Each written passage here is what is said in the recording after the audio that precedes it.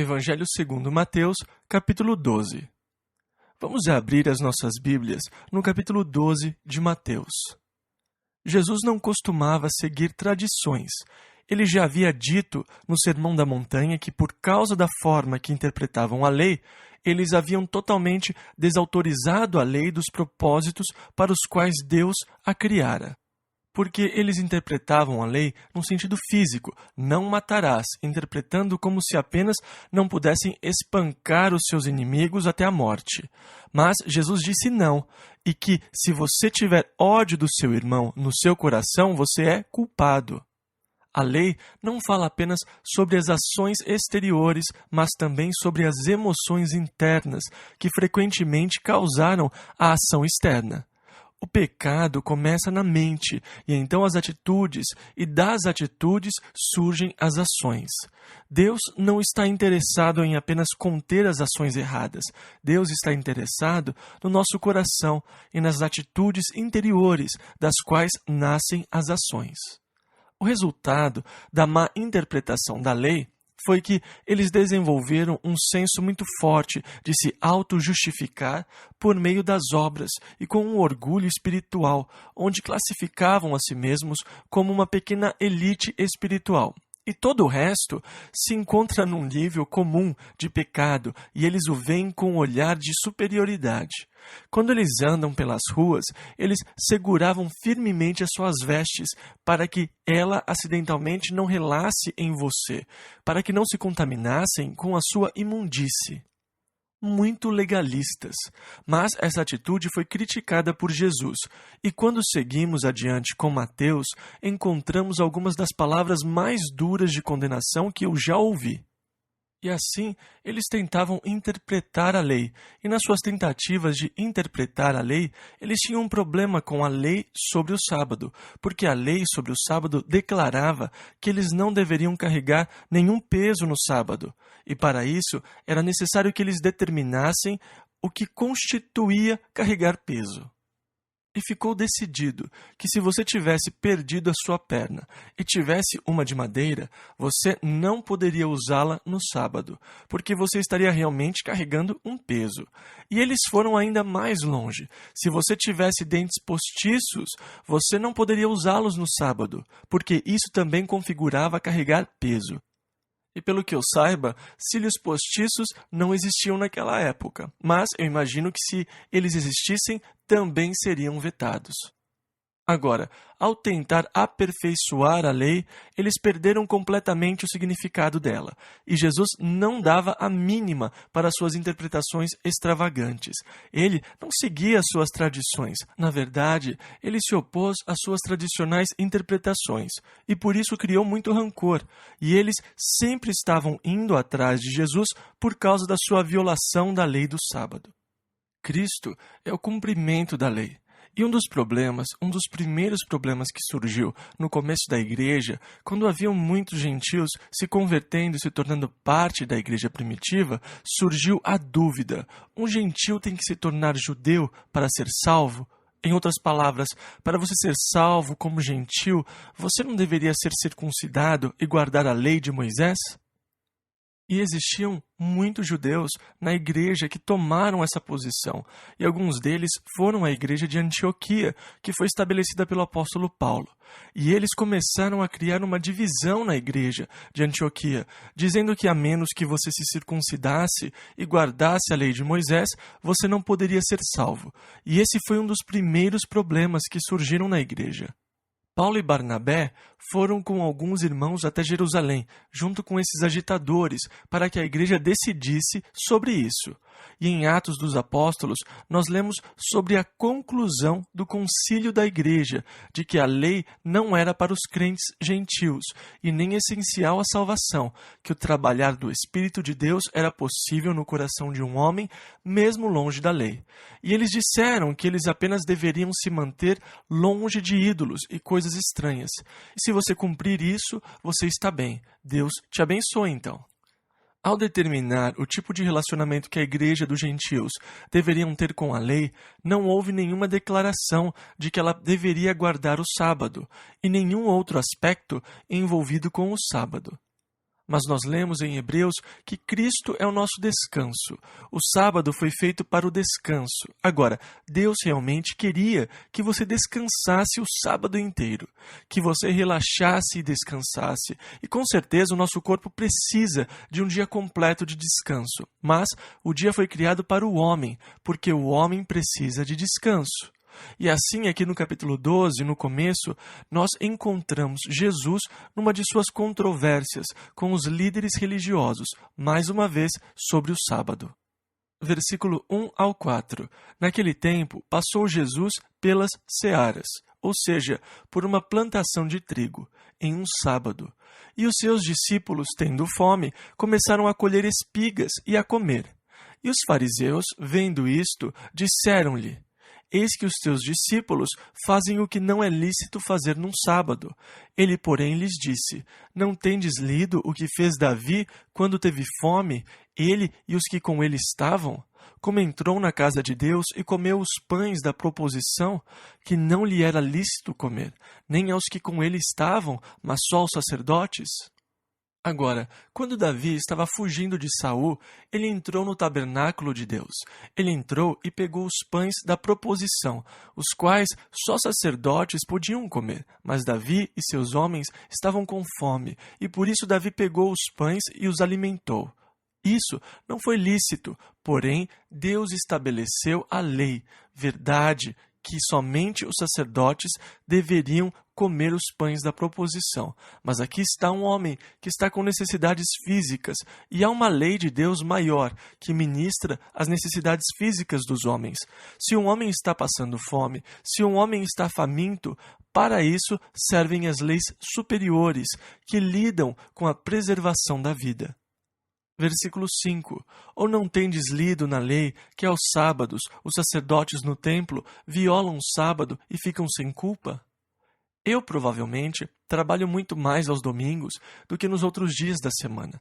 Em outras palavras, se uma pessoa quiser ser técnica com essas coisas, os sacerdotes trabalhavam no sábado e mesmo assim permaneciam sem culpa. Eles conduziam os sacrifícios e coisas do tipo. Versículo 6. Pois eu vos digo que está aqui quem é maior do que o templo, referindo-se a si mesmo. E se o sacerdote podia trabalhar no templo e não ser culpado por violar o sábado, certamente os seus discípulos podiam trabalhar com ele no sábado. Versículo 7. Mas, se vós soubesseis o que significa misericórdia quero e não sacrifício, não condenaríeis os inocentes. Essa é a segunda vez que Jesus cita essa escritura. Misericórdia quero e não sacrifício. Deus prefere muito mais que vocês demonstrem misericórdia e sejam misericordiosos do que ofereçam sacrifícios a Ele. Você se lembra quando Saul retornou, tendo desobedecido a ordem de Deus de acabar totalmente com os amalequitas, e saudou Samuel e disse: Eu fiz tudo o que o Senhor ordenou. E Samuel falou: Se você fez tudo o que o Senhor ordenou, como é então que eu ouço o gado e as ovelhas? E ele respondeu: Bem, eles são de tão boa qualidade que eu decidi trazê-los para sacrificar ao Senhor. E ele disse: O obedecer é melhor do que o sacrificar, e o entender melhor é do que a gordura de carneiros. Deus chegou a um estado em que estava cheio dos seus sacrifícios, porque eles começaram a fazer coisas más, travestindo o conceito, porque eles pensavam que sempre podiam ir e oferecer sacrifícios e ser perdoados. E Deus disse: o obedecer é melhor do que o sacrificar. Deus finalmente disse: eu estou cansado dos seus sacrifícios. Eu não quero mais sentir o cheiro deles. Estou cansado deles. Vocês não demonstram misericórdia. Ou seja, eu prefiro que vocês demonstrem, mas ao invés disso, vocês vêm com sacrifícios. Eu não me importo com seus sacrifícios. E Deus diz: eles são uma abominação para mim. Misericórdia quero e não sacrifício. Deus prefere muito mais que o seu coração esteja correto diante dele do que você oferecer sacrifícios constantemente. E se vocês compreendessem isso, Jesus disse, então vocês não estariam aqui condenando quem não tem culpa. Ele não diz de maneira alguma que eles são culpados de violar a lei de Deus. Versículo 8. Porque o Filho do Homem, até do sábado, é Senhor. E assim, Jesus se coloca acima do sábado, mas ele é realmente o nosso descanso. Ele é o nosso sábado. Nós adentramos em Cristo. Nós adentramos no nosso descanso, pois ele é realmente o sábado para o crente. Versículos 9 e 10. E partindo dali, chegou à sinagoga deles, e estava ali um homem que tinha uma das mãos mirrada. E eles, para o acusarem, o interrogaram, dizendo: é lícito curar nos sábados? Porque, de acordo com a lei, você não podia curar no sábado. Isso na interpretação deles. Agora, se uma pessoa se machucasse e estivesse sangrando até a morte, você podia amarrar um pano para parar o sangramento, e você podia fazer o que fosse necessário para salvar a sua vida, mas você não podia fazer nada para curar as feridas. Você tinha que esperar até o fim do sábado, para você então poder fazer curativos com gaze e bandagens. Mas você podia tomar ações preventivas para evitar que a pessoa morresse, mas isso era tudo. Não podia se fazer nada para curar, e isso estava especificado na lei deles. E aqui temos um dia de sábado e um homem precisando de cura. E não é muito interessante que eles instintivamente parecem saber que Jesus gostaria de ajudar esse homem, mesmo sendo um dia de sábado? Que Jesus nunca podia se deparar com alguém em apuro e não querer fazer algo sobre isso? Jesus não ficava satisfeito em apenas observar o apuro humano, mas ele tinha o desejo, e eles sabiam disso, o desejo de ajudar esse homem. E usando a interpretação deles da lei, perguntaram: é lícito curar no sábado? E eles esperavam encurralá-lo. Sim, é lícito. Não é isso que o Rabi Gamaliel diz. E assim, eles estavam esperando encurralar a Jesus. Versículo 11.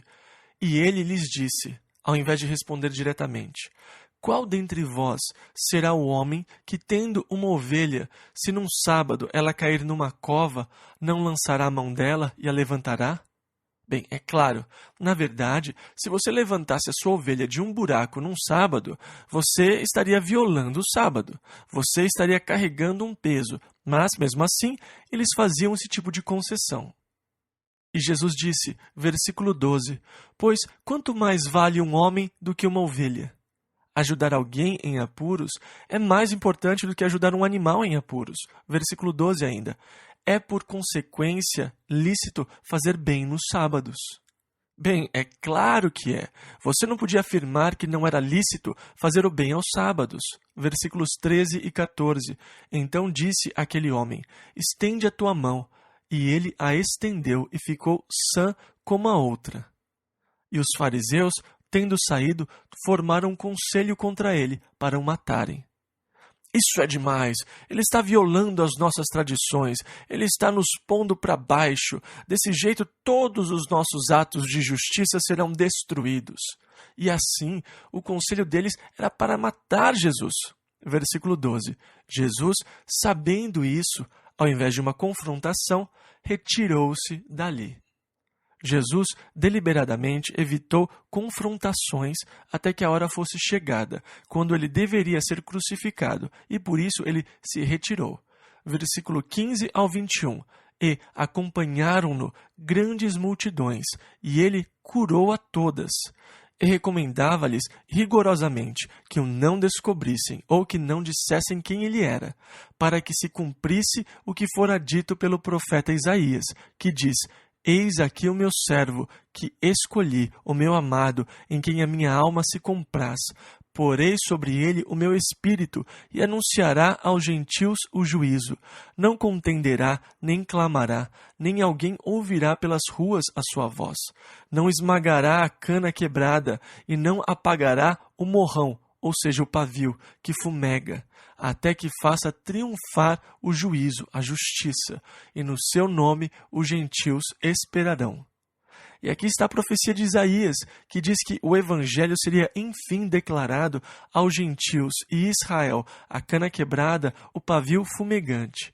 O Senhor não os enfrentará numa confrontação direta, mas apenas se retirará do meio deles. Ele não estava lá para destruir a cana quebrada, mas ele foi lá para ministrar àqueles que darão ouvidos. Versículos 22 e 23. Trouxeram-lhe então um endemoniado cego e mudo, e de tal modo o curou, que o cego e mudo falava e via, e toda a multidão se admirava e dizia: Não é este o filho de Davi? Eles estavam falando do ponto de vista profético, quando Deus prometeu a Davi que da sua descendência viria o Messias. Não é este o Messias, o filho de Davi? O título usado para Messias. Versículo 24 ao 26. Mas os fariseus, ouvindo isto, diziam: Este não expulsa os demônios, senão por Belzebu, o senhor das moscas, príncipe dos demônios. Jesus, porém, conhecendo os seus pensamentos, disse-lhes: Todo o reino dividido contra si mesmo é devastado, e toda a cidade ou casa dividida contra si mesma não subsistirá. E se Satanás expulsa a Satanás, está dividido contra si mesmo. Como subsistirá, pois, o seu reino? E dessa forma, a filosofia deles foi totalmente colocada abaixo, por apenas algumas poucas palavras de lógica. Satanás não podia expulsar Satanás, porque assim ele estaria dividindo o seu reino e acabaria desmoronando. Versículo 27 ao 30. E se eu expulso os demônios por Belzebu, por quem os expulsam então vossos filhos? Portanto, eles mesmos serão os vossos juízes. Mas, se eu expulso os demônios pelo Espírito de Deus, logo é chegado a vós o reino de Deus. Ou como pode alguém entrar na casa do homem valente e furtar os seus bens, se primeiro não maniatar, amarrar o valente, saqueando então a sua casa? Quem não é comigo é contra mim, e quem comigo não ajunta, espalha. E assim Jesus, em resposta à acusação dos fariseus de que ele, pelo poder de Satanás, estava expulsando demônios, disse a eles que isso era algo inconsistente, que ele estava amarrando o valente para que ele pudesse saquear a sua casa. Mas então ele declara que não existe um lugar neutro, e eu acho importante prestarmos atenção a isso. Quem não é comigo é contra mim. Você vê que ele não deixa nenhum lugar neutro para você pisar. Mais à frente, em Mateus 22, 42, nós lemos: Que pensais vós do Cristo, de quem é filho? Basicamente, essa é a pergunta. Ele não lhe dá um cantinho neutro para você pisar. Bem, eu não sei se tomei uma decisão. Nenhuma decisão é uma decisão. Não decidir é tomar uma decisão. Quem não é por mim é contra mim, Jesus disse. Você não pode ser neutro em relação a Cristo. Ele é radical. Ele não permite nenhuma neutralidade. Ou você é por ele ou contra ele. Se você não é por ele, você é contra ele. Você não pode ficar neutro em relação a Cristo. Se você não está juntando, então você está espalhando. Porque eles o acusaram de fazer as suas obras pelo poder de Satanás. Ele então os adverte sobre blasfemar contra o Espírito Santo, porque por causa dessas acusações, eles mostraram que estavam chegando perto daquele terrível pecado que não tem perdão. Versículos 31 e 32. Portanto, eu vos digo, todo pecado e blasfêmia se perdoará aos homens, mas a blasfêmia contra o Espírito não será perdoada aos homens. E se qualquer disser alguma palavra contra o Filho do Homem, ser-lhe-á perdoado. Mas, se alguém falar contra o Espírito Santo, não lhe será perdoado, nem neste século, nem no futuro. Basicamente, o pecado contra o Espírito Santo é o de se recusar a dar atenção à obra do Espírito na sua vida. Pois Jesus disse lá em João 15, 26, Quando o Espírito vier, ele não testificará de si mesmo, ele testificará de mim. Também disse em João 16, versículos 8 e 9, E quando ele vier, o Espírito, convencerá o mundo do pecado e da justiça e do juízo, do pecado porque não creem em mim. A obra do Espírito Santo é a de convencer os homens do pecado, revelando aos homens a resposta para os seus pecados, que é Jesus Cristo. Deus realizou apenas uma provisão para o seu perdão, e apenas uma provisão para acabar com o seu pecado e a sua culpa. E essa provisão está no seu único Filho, ela passa pelo seu único Filho. E o Espírito de Deus veio para testificar a nós sobre esse fato, de que há apenas uma forma de se obter perdão para os seus pecados, que é receber o Filho de Deus, Jesus Cristo, como seu Salvador e Senhor. Se você continuamente recusar essa obra do Espírito Santo no seu coração, a obra de revelá-lo a você, convencendo você dos seus pecados, porque você não crê nele. Se você continuar assim, não há perdão, porque Deus não ofereceu nenhuma outra forma para que o homem seja salvo. Como Pedro disse, e em nenhum outro há salvação, porque também debaixo do céu nenhum outro nome há, dado entre os homens, pelo qual devamos ser salvos. Lemos isso em Atos 4, versículo 12. Portanto, quando você rejeita a provisão de Deus para os seus pecados através da morte de seu filho, Deus não tem outra alternativa. Não há perdão para você, nem nesse século, nem no futuro, porque Deus realizou apenas uma provisão para o pecado do homem, e o Espírito Santo testifica dessa verdade no seu coração.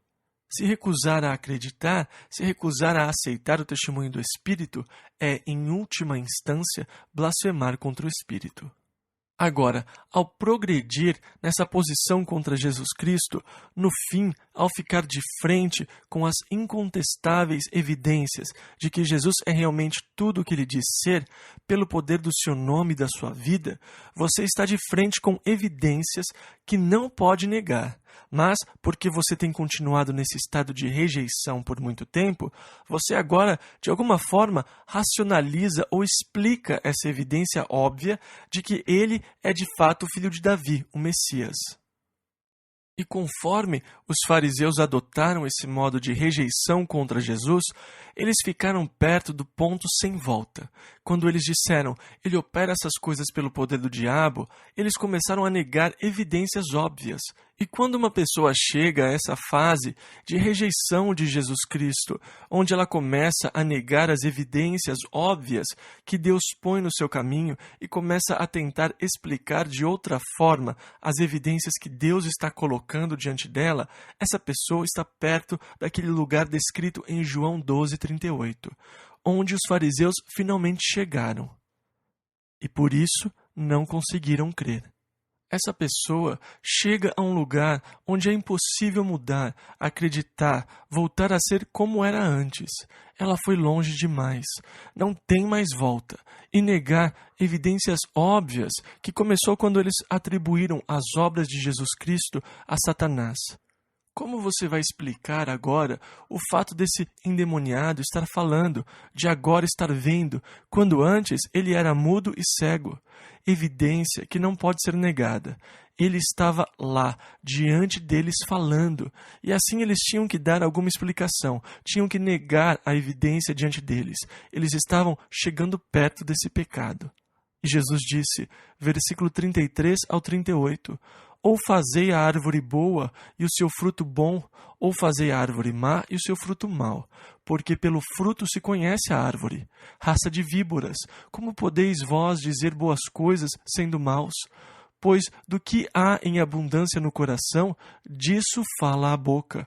O homem bom tira boas coisas do bom tesouro do seu coração, e o homem mau do mau tesouro tira coisas más.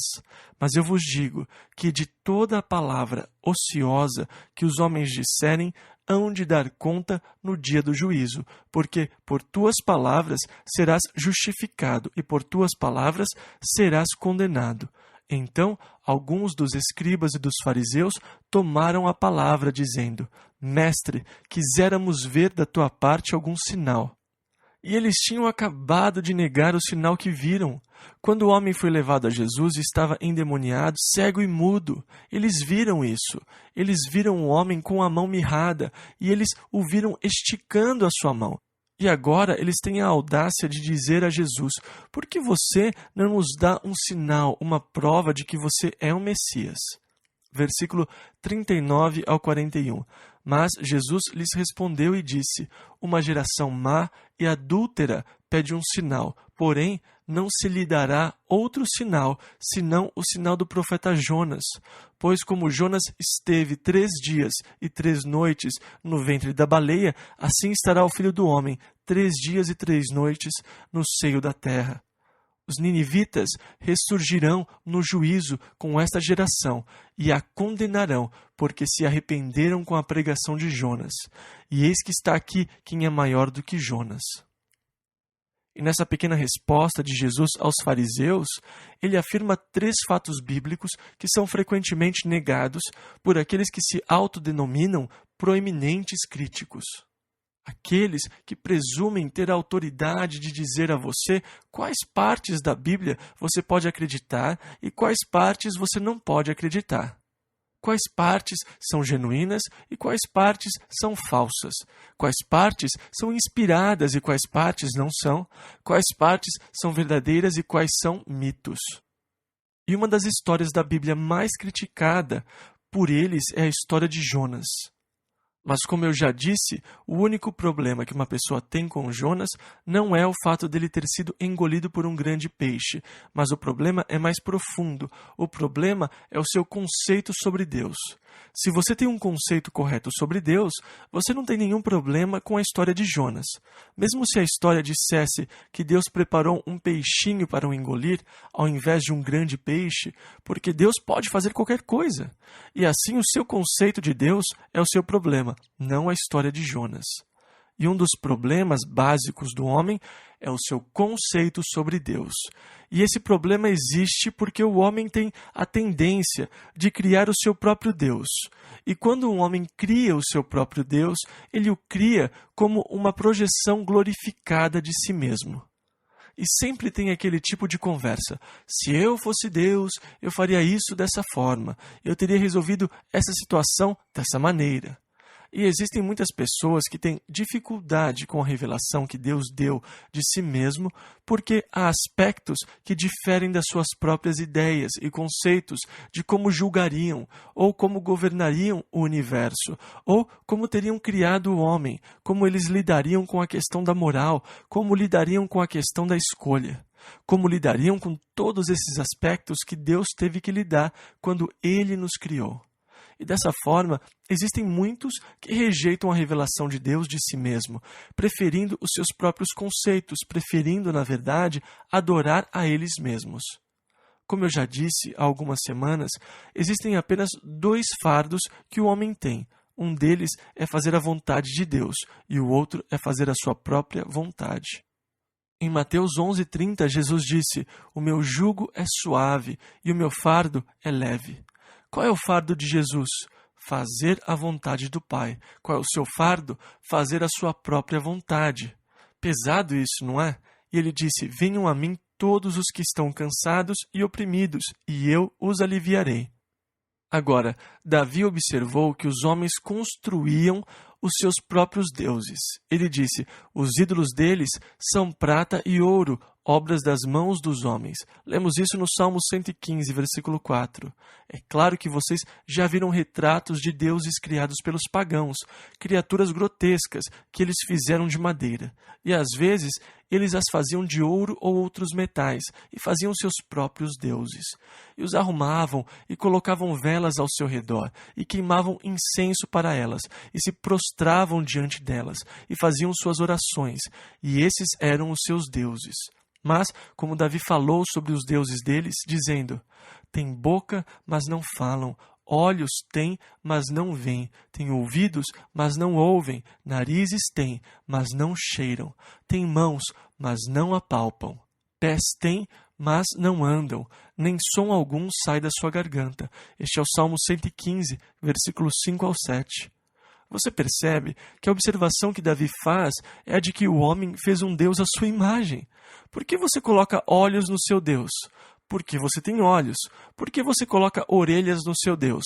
Porque você tem orelhas e fez o seu Deus como você mesmo. Mas, na verdade, menos que você, porque a pequena imagem de madeira aqui que você criou e está adorando, embora você tenha colocado orelhas, elas não podem ouvir. Embora você tenha colocado uma boca, ela não pode falar. Portanto, você criou algo inferior a você mesmo. Mas Davi fez mais uma observação, dizendo que aqueles que fizeram os ídolos se tornaram como eles. Se você faz um Deus pequeno e mudo, você se torna mudo. Se o seu Deus é inanimado, você se torna como o seu Deus.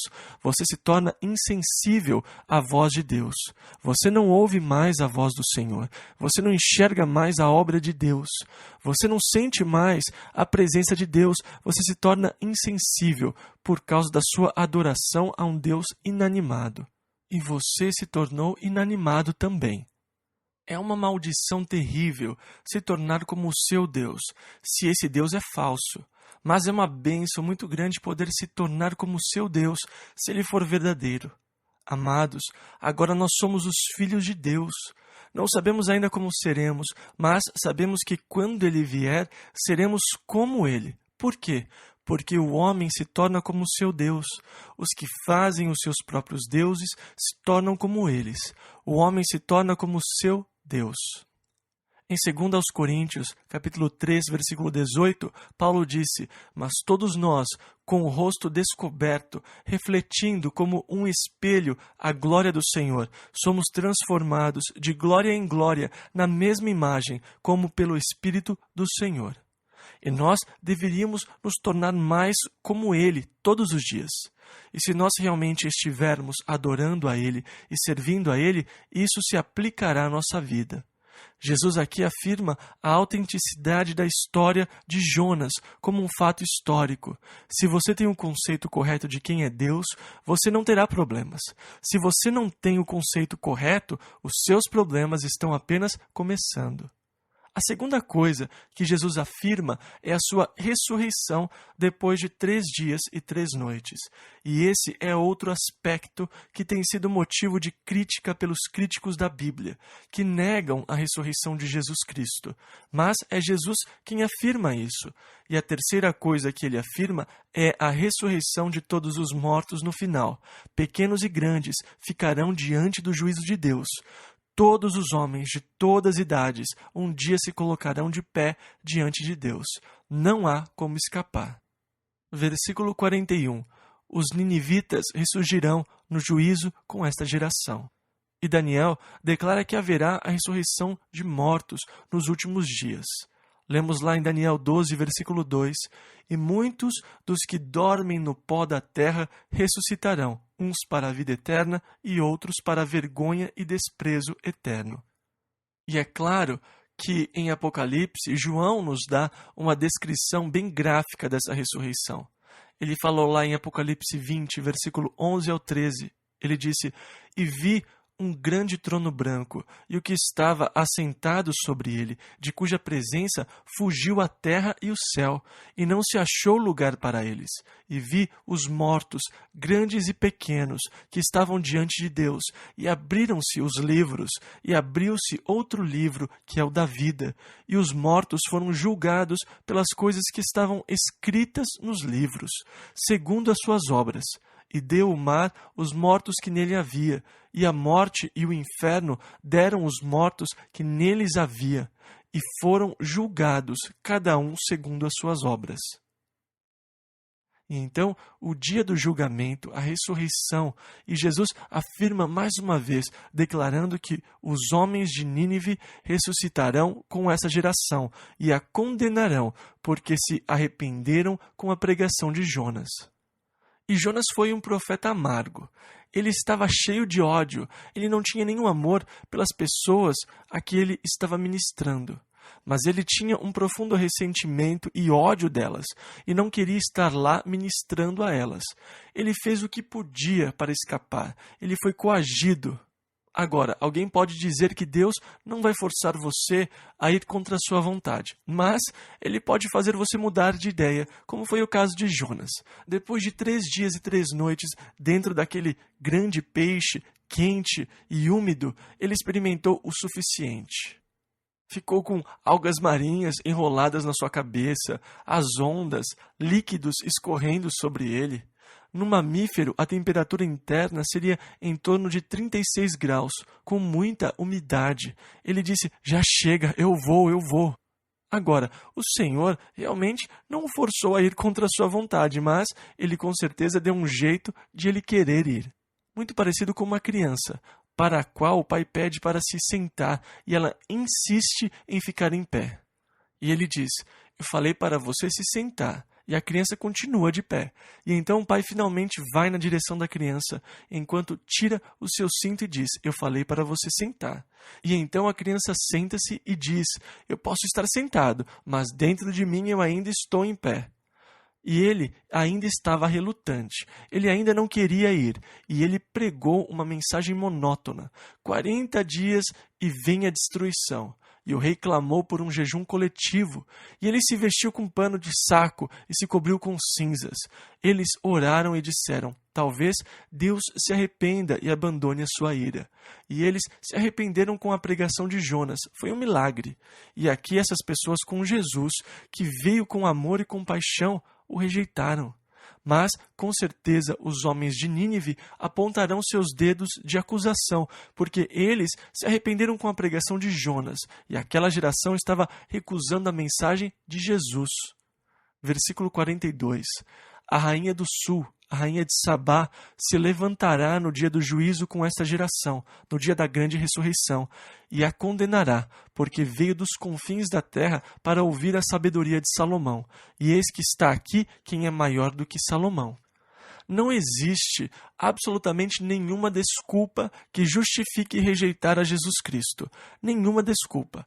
Ele é a provisão de Deus para o seu pecado, e se você o rejeitar, homens de todas as gerações ressuscitarão para condená-lo no dia do julgamento. E agora, Jesus fala sobre exorcismo. Versículo 43 ao 45. E quando o espírito imundo tem saído do homem, anda por lugares áridos, buscando repouso, e não o encontra. E então diz: voltarei para minha casa de onde saí. E voltando, acha-a desocupada, varrida e adornada. E então vai e leva consigo outros 7 espíritos piores do que ele, e entrando, habitam ali. E são os últimos atos desse homem piores do que os primeiros. Assim acontecerá também a esta geração má. Jesus está falando sobre expulsar espíritos malignos. E é importante que nós não saiamos por aí simplesmente expulsando espíritos malignos, porque você pode, na verdade, estar prejudicando uma pessoa ao invés de ajudá-la, se você apenas expulsar o espírito maligno. Se nada mudar para preencher o vazio, se algo não toma o seu lugar, o espírito retornará e encontrará a casa vazia, varrida e adornada. E ele sairá e trará outros 7 espíritos piores do que ele, e você então terá causado um grande prejuízo. Eu creio na força do poder maior para expulsar espíritos malignos. Eu acredito que a melhor forma de expulsar as trevas é acender a luz. Não sair por aí brigando com as trevas, gritando para ela, tentando expulsá-la, mas apenas ligue a luz e as trevas automaticamente fugirão. Luz e trevas não podem coexistir. E quando Jesus Cristo entra na vida de uma pessoa, quando o seu coração e a sua vida estão abertos para receber, qualquer força das trevas que esteja lá é expulsa pelo poder da força maior do Senhor. E essa pessoa é salva. Ela não tem que se preocupar com a recorrência do problema, mesmo numa forma pior. É melhor você trazer a luz ao homem. É melhor que você leve Jesus Cristo, para que seu coração e a sua vida sejam cheios com o Senhor e o seu amor. E através do seu poder, as forças das trevas automaticamente são dissipadas. Versículo 46 ao 50. E falando ele ainda à multidão, eis que estavam fora sua mãe e seus irmãos, pretendendo falar-lhe. E disse-lhe alguém: eis que estão ali fora tua mãe e teus irmãos, que querem falar-te. Ele, porém, respondendo, disse ao que lhe falara: quem é minha mãe? E quem são meus irmãos? E estendendo a sua mão para os seus discípulos, disse: eis aqui minha mãe e meus irmãos, porque qualquer que fizer a vontade de meu Pai que está nos céus, este é meu irmão, irmã e mãe. Para aqueles que põem tanta confiança na intercessão de Maria, Essa passagem traz bastante problema, porque quando disseram, olha, a sua mãe está lá fora, ela quer falar com você, ele disse, quem é a minha mãe? Ele não deixou tudo e saiu correndo para dizer, Ave Maria, cheia de graça, o Senhor é convosco, bendita sois vós entre as mulheres e bendito é o fruto do vosso ventre. Ele disse, quem é a minha mãe? Em nenhum lugar das Escrituras nós somos incentivados a buscar Maria para que ela busque favores do seu filho para nós. Não existe uma indicação sequer ou uma insinuação que seja nas Escrituras de que Maria possa fazer algo de bom por você. Em João 14:13, Jesus disse, tudo quanto pedirdes em meu nome eu o farei. Ele não disse, tudo quanto pedirdes a Maria eu considerarei de forma especial, porque todo filho tem consideração especial pela sua mãe. Não, ele também não disse, não quero que vocês me incomodem ou conversem comigo sobre essas coisas. Falem com a minha mãe e ela vai fazer uma filtragem, ela me dirá o que eu preciso saber. Eu detestaria ter que depender de Maria, vendo como Jesus agiu em relação a ela aqui na terra. Quem é minha mãe? Quem são os meus irmãos? E então, olhando para os seus discípulos, ele disse, qualquer que fizer a vontade de meu Pai, que está nos céus, este é meu irmão, irmã e mãe. Agora, Jesus, quando chegarmos no fim do capítulo 13, descobriremos que ele tinha irmãos e irmãs na terra, os filhos de Maria e José. Jesus, é claro, é o Filho de Deus. Maria sendo virgem, quando o Espírito Santo veio sobre ela, e ela concebeu e deu à luz a Jesus Cristo. Mas o ensinamento da perpétua virgindade de Maria não tem base bíblica. Na verdade, é totalmente contrário às Escrituras. Porque no verso 55 do capítulo 13, as pessoas perguntam, não é este o filho do carpinteiro? E não se chama sua mãe Maria e seus irmãos Tiago e José e Simão e Judas? Agora, há uma indicação de que os meio-irmãos de Jesus realmente não criam nele.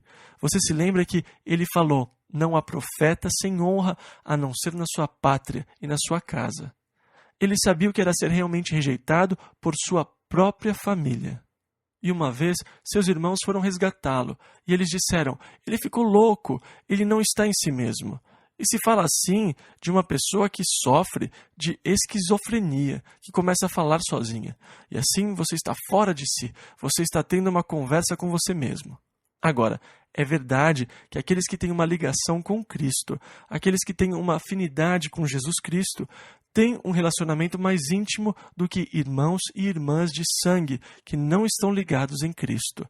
Em outras palavras, você terá um relacionamento mais próximo com aqueles da família de Deus do que com os da sua própria família, caso a sua família não seja parte da família de Deus. E muitos de vocês, sem dúvida, já passaram por isso.